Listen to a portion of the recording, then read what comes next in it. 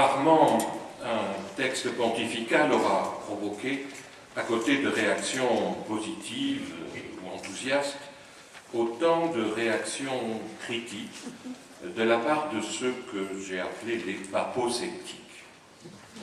Au-delà des propos excessifs, on trouve trois critiques majeures vis-à-vis du texte de l'encyclique. Il y a d'abord ceux qui considèrent que François rompt avec la doctrine sociale de l'Église et avec l'enseignement de ses prédécesseurs.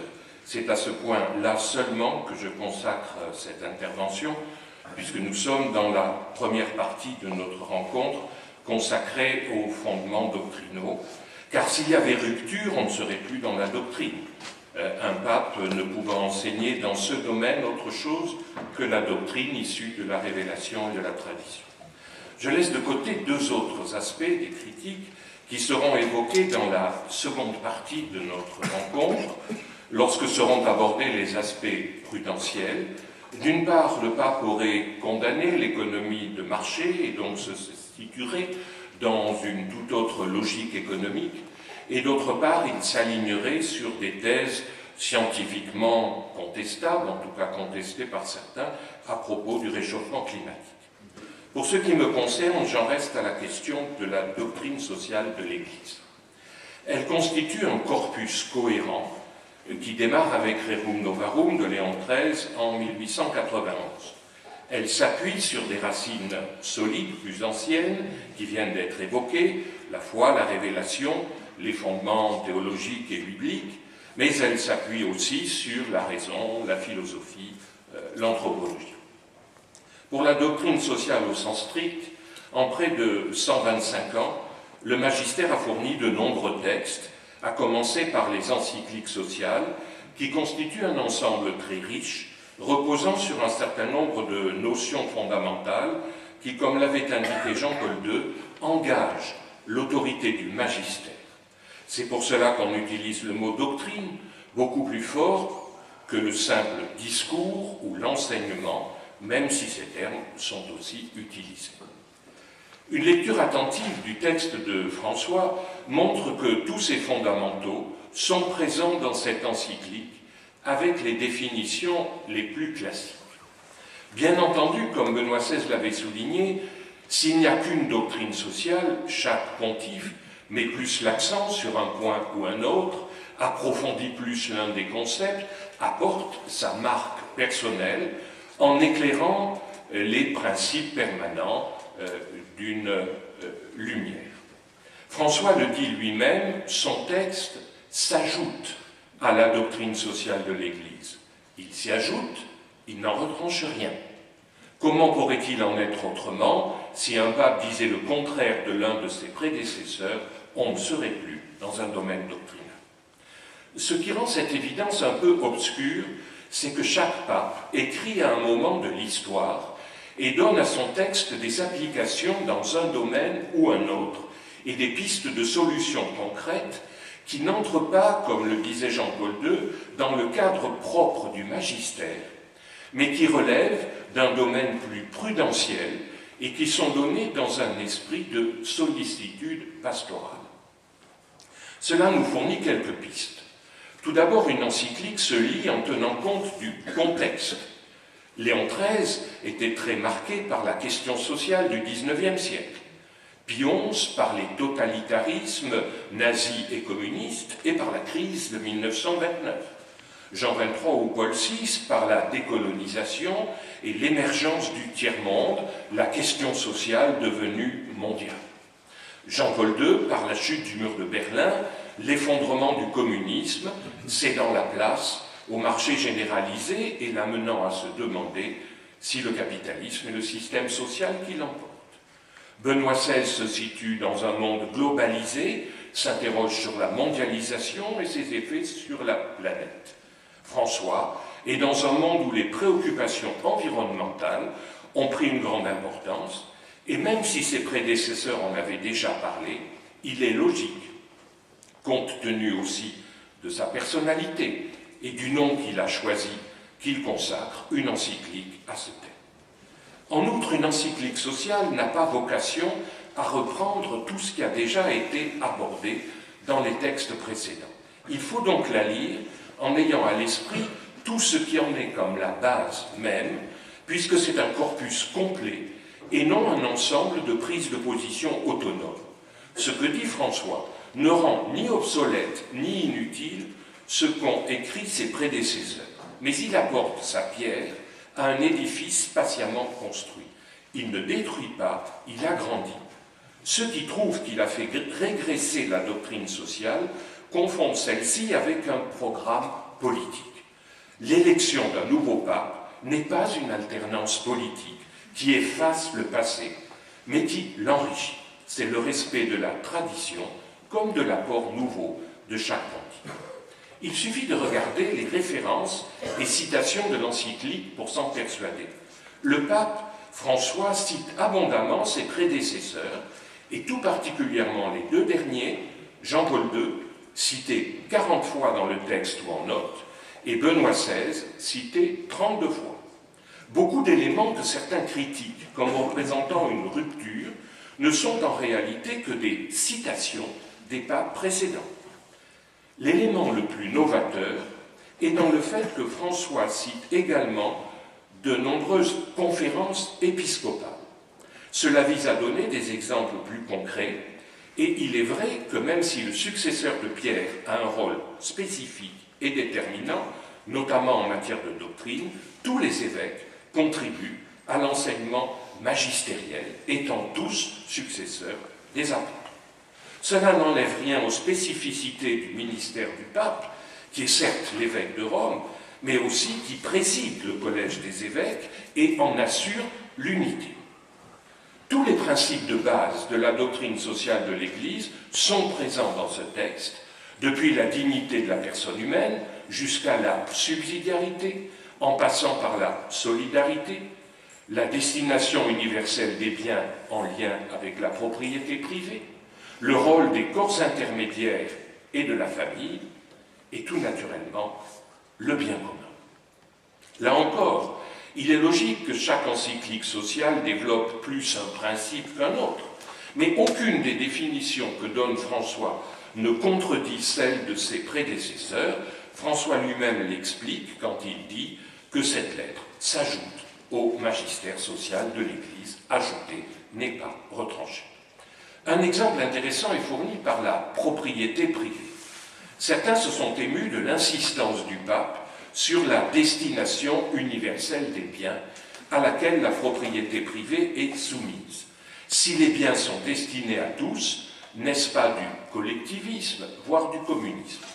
En réalité, même une connaissance superficielle de l'enseignement social de l'Église montre que c'est conforme à toute la tradition. Thomas d'Aquin avait déjà clairement expliqué cela en distinguant la question de la propriété des biens légitime et conforme au droit naturel de celle de l'usage des biens destinés à tous, car donnés par Dieu à tous les hommes dès la création. Cette destination universelle des biens est de droit naturel. Aucun pape n'a dit le contraire. Ceux qui ont été choqués par la phrase suivante de l'encyclique, le principe de subordination de la propriété privée à la destination universelle des biens, et par conséquent le droit universel à leur usage, est une règle d'or du comportement social et le premier principe de tout l'ordre éthico-social, devrait savoir que la fin de cette phrase est de Jean-Paul II. Et c'est encore à Jean-Paul II que François fait appel, en disant qu'il a expliqué que l'Église défend certes le droit à la propriété privée, mais elle enseigne avec non moins de clarté que toute propriété pèse, sur toute propriété pèse toujours une hypothèque sociale. Mais il faut rappeler que le chapitre 4 de Centesimus Annus de Jean-Paul II s'intitulait « Propriété privée et destination universelle des biens ». Et pas où. La question centrale est donc de chercher comment concilier les deux et non comment détruire la propriété au nom de la destination universelle des biens ou comment détruire la destination universelle des biens au nom de la propriété privée. Léon XIII avait montré comment la propriété privée pouvait contribuer à la destination universelle des biens, en particulier en affirmant qui en manque, y supplée par le travail. Autrement dit, celui qui travaille perçoit un salaire, un revenu qui lui permet d'accéder aux biens. Cela pose diverses questions allant du juste salaire au chômage, mais cela n'oppose pas les deux notions. Jean-Paul II ajoute pour sa part que le propriétaire a le devoir de faire fructifier sa propriété, créant ainsi des biens, des emplois, des revenus pour tous, ceux qui contribuent à la destination universelle des biens. Une propriété non exploitée ou valorisée perd de sa légitimité, et le propriétaire doit être vu comme un bon intendant plus que comme quelqu'un ayant un pouvoir arbitraire. François le dit à sa façon, celui qui s'approprie quelque chose, c'est seulement pour l'administrer, pour le bien de tous. Mais il peut arriver que la propriété ne suffise pas à assurer à tous la destination universelle des biens, par exemple pour ceux qu'on appelle les exclus, ou encore pour de larges fractions du tiers-monde. Et dans ce cas, la destination universelle des biens fait obligation morale à ceux qui possèdent d'aider ceux qui n'ont rien. La propriété s'efface alors devant le devoir de solidarité. Mais on n'est pas, comme avec le marxisme, dans une contestation idéologique de la propriété privée, on est dans les droits des uns et les devoirs des autres. La solidarité, la charité, indispensables dans ce cas, n'ont rien à voir avec le collectivisme obligatoire, mais une obligation morale est bien plus qu'un simple conseil. Notons d'ailleurs que quand François cite les évêques du Paraguay, tout paysan a le droit naturel de posséder un lot de terre raisonnable, il ne défend pas un principe collectiviste, mais comme l'avait déjà fait Léon XIII, l'idée que tous ont vocation à devenir propriétaires. Ce n'est donc pas la disparition, mais la généralisation de la propriété privée que l'Église propose.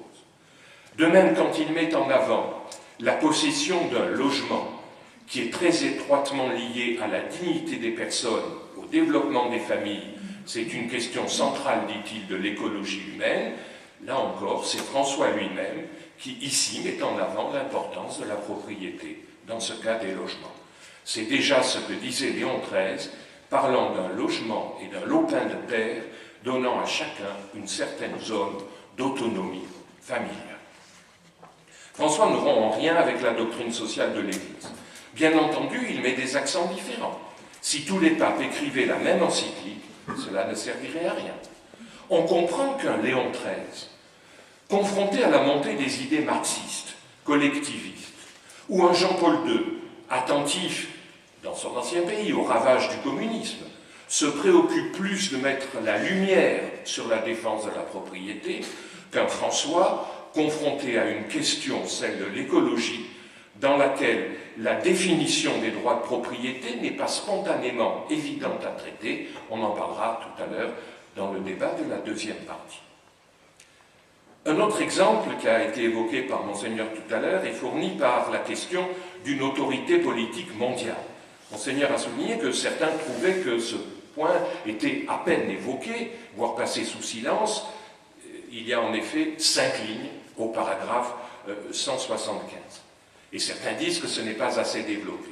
Mais à l'inverse, d'autres se sont insurgés contre cette idée, disant qu'il s'agissait d'un gouvernement mondial centralisateur, à un moment, il faut bien le dire, où bien des organisations internationales montrent leur inefficacité quand ce n'est pas leur pouvoir de nuisance avec des mesures radicalement opposées à ce que l'Église propose. Là encore, que de confusion. D'abord, cette idée d'autorité politique mondiale est présente chez tous ses prédécesseurs, chez Benoît XVI dans Caritas in Veritate, mais déjà aussi chez Jean XXIII. Les deux, d'ailleurs, étant cités par François sur ce point. Il est vrai que la citation de Caritas in Veritate, faite par François sur ce sujet, est tronquée au milieu. Mais il suffit de se reporter au texte complet de Benoît XVI pour voir qu'un des mots clés dans cette affaire, à côté du bien commun, c'est le principe de subsidiarité. Il est évident qu'une autorité mondiale que Benoît XVI avait dans un commentaire présenté comme d'abord moral, n'est pas un gouvernement mondial qui semblerait bien irréaliste aujourd'hui. Autre principe essentiel de la doctrine sociale, le bien commun. François le cite 29 fois dans son encyclique. Sa définition est tout à fait classique. Dans tous les domaines où il nous appelle à réfléchir, notamment sur le sens de l'économie, il insiste sur les responsabilités de tous en vue du bien commun. Cela veut dire responsabilité des politiques, des dirigeants d'entreprise, mais aussi de tous les corps intermédiaires, et donc du tissu associatif, de la société civile, et encore de la famille, et enfin de chacun d'entre nous. Il donne même des conseils très concrets en matière d'éducation à la responsabilité environnementale, de petits efforts quotidiens dont, dit-il, il ne faut pas penser qu'ils ne vont pas changer le monde. On est loin de l'image véhiculée par certains d'un pape qui ne verrait de salut que dans le recours à l'État et qui assimilerait bien commun et collectivisme. Il met chacun devant ses responsabilités, parce que les choses ne changeront que quand chacun aura changé son cœur et ses comportements. Chacun a une part de responsabilité dans le bien commun. Qu'il considère que le politique soit le responsable ultime du bien commun est conforme à l'enseignement permanent de l'Église et n'a rien de révolutionnaire. Mais comme le disait Benoît XVI, il n'y aura pas de société juste s'il n'y a pas d'abord des hommes justes. François précise en outre que le bien commun exige le développement de divers groupes intermédiaires, selon le principe de subsidiarité, autre principe de base de la doctrine sociale. Et il rappelle une nouvelle fois ce principe de subsidiarité au paragraphe 196. Qu'un autre mot-clé de la doctrine sociale, celui de solidarité, soit cité 11 fois ne surprendra pas non plus chez François, et ce thème revient sous bien d'autres expressions tout au long du texte, tandis que les mots de pauvre et de pauvreté reviennent 65 fois. L'option préférentielle pour les pauvres n'est pas non plus une nouveauté. Autre principe essentiel, les corps intermédiaires, ceux qui existent entre l'individu et l'État, qui animent la société civile et permettent d'éviter les dérives du collectivisme comme de l'individualisme radical. Si l'expression corps intermédiaires n'existe pas dans ce texte, on trouve son équivalent avec groupes intermédiaires ou encore organismes non gouvernementaux et associations intermédiaires. Tandis que le terme association figure 5 fois, le mot communauté 13 fois, dont 6 fois au pluriel, les diverses communautés. Quant à la famille, elle est en permanence présentée comme la cellule de base de la société.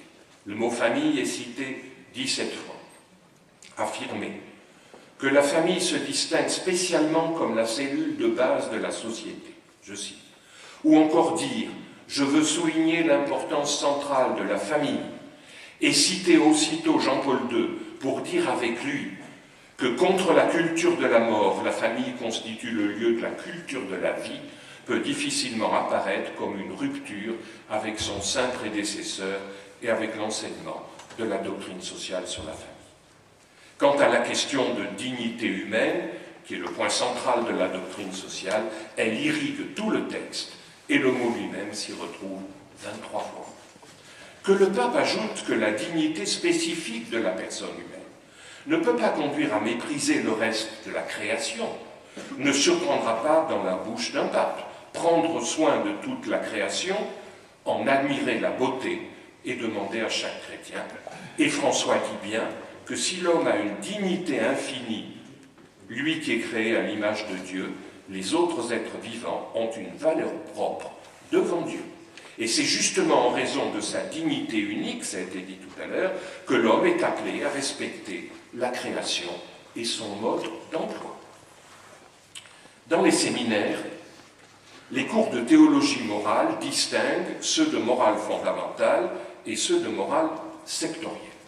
La doctrine sociale de l'Église fait partie de cette dernière catégorie sous le nom de morale sociale, parfois d'éthique appliquée au champ social. Il n'est donc pas surprenant de voir combien cette question de l'éthique est centrale dans l'encyclique. Le terme éthique est cité 26 fois, celui de morale 7 fois, alors que par exemple un mot comme État n'y figure que 8 fois. On voit bien que le pape ne s'exprime pas d'abord en économiste ou en politique, mais en moraliste et en théologien, on l'a vu tout à l'heure. Cela n'empêche pas de critiquer les mécanismes économiques et politiques, on en parlera tout à l'heure aussi, ou d'en proposer d'autres avec une très grande fermeté. Mais c'est d'abord un appel à la conscience, à l'éthique qu'il lance. On y trouve d'ailleurs l'idée très thomiste que la loi ne suffit pas à tout régler. Je cite, « L'existence de lois et de normes n'est pas suffisante à long terme pour limiter les mauvais comportements. Même si un contrôle effectif existe, pour que la norme juridique produise des effets importants et durables, il est nécessaire que la plupart des membres de la société l'aient acceptée grâce à des motivations appropriées et réagissent à partir d'un changement personnel, ce qui nécessite de solides vertus. La loi ne suffit donc pas, d'où le rôle de la morale, donc de l'éducation. » L'écologie de François est une écologie intégrale, on l'a rappelé, comprenant ce que Jean-Paul II avait déjà expliqué, l'écologie de la nature et l'écologie humaine. D'où sa critique de certains mouvements écologistes. Il est, dit-il, préoccupant que certains mouvements écologistes qui défendent l'intégrité de l'environnement, exigent avec raison certaines limites à la recherche scientifique, n'appliquent pas ces mêmes principes à la vie humaine. En général, dit-il, on justifie le dépassement de toutes les limites quand on fait des expérimentations sur des embryons humains vivants. En effet, tout est lié, répète sans cesse François. Le respect de la nature et le respect de l'homme. L'écologie humaine implique le respect de la vie comme celui des conditions, y compris sociales, de vie. Les mouvements qui ont applaudi l'encyclique de François sont-ils tous d'accord avec sa défense de la famille et de la culture de la vie, et donc avec sa condamnation de toutes les atteintes à la vie humaine au début comme à la fin de la vie? Pour François, tout est lié, et je cite, la protection authentique de notre propre vie, comme de nos relations avec la nature, est inséparable de la fraternité, de la justice, ainsi que de la fidélité aux autres. Benoît XVI ne disait pas autre chose quand il écrivait que la question sociale est devenue radicalement anthropologique. La question sociale, et donc l'enseignement social de l'Église, concerne l'homme tout entier. Les questions sociales au sens étroit, aussi bien que le respect de la vie, que le respect des conditions dans lesquelles les hommes vivent. Tout est lié. Tout est lié, sûrement une clé de lecture de l'encyclique. Benoît XVI avait déjà lié dimension sociale et respect de la vie. François y ajoute le respect de notre environnement. Enfin, quand François répète « Je suis un fils de l'Église », tout est dit. Il n'est pas un pape de rupture faisant table rase du passé. Bien sûr, il apporte son propre éclairage, venu de sa propre histoire, de sa propre sensibilité. Il n'a pas choisi le nom de François pour rien. Mais il ne bouleverse pas l'enseignement social de l'Église, il l'enrichit. Accueillons son enseignement à la lumière de ce que disait Benoît XVI, je cite, « Il n'y a pas deux typologies différentes de doctrine sociale. Il y a un unique enseignement cohérent, mais en même temps toujours nouveau. Il est juste, disait Benoît XVI, de remarquer les caractéristiques propres à chaque encyclique, à l'enseignement de chaque pontife, mais sans jamais perdre de vue la cohérence de l'ensemble du corpus doctrinal. » Et Benoît XVI concluait, « La doctrine sociale de l'Église éclaire d'une lumière qui ne change pas les problèmes toujours nouveaux qui surgissent. » Je vous remercie.